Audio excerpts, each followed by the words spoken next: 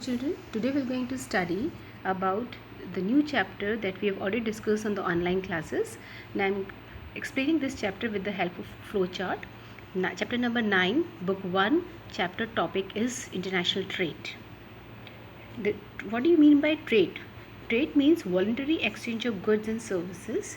We are majorly engaged in trade to get the mutual benefit. And both the partners, whosoever is engaged in trade, they get benefit out of it. Now, there are two levels of trade. One is international level of trade and another one is national trade. So, why does international trade exist? Exist means why there is a need to exist trade or establish trade. There are 8 reasons for that, because each and every country they are specialized in some productions. For example, some countries are good into agriculture production, some countries are good into industrial production.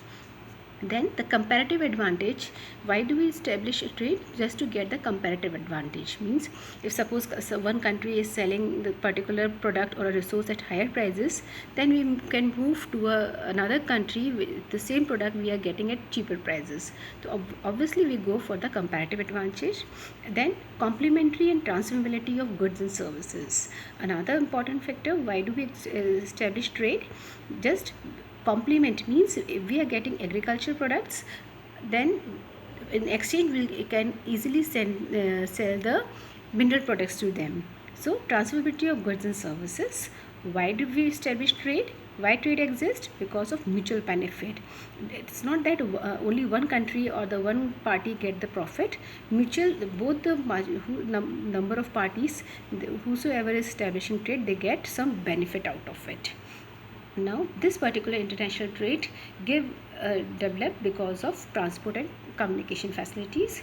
Foreign policy is also involved to establish trade, because somewhere if you establish trade, international trade, foreign policy also get widened and they are getting the better opportunities.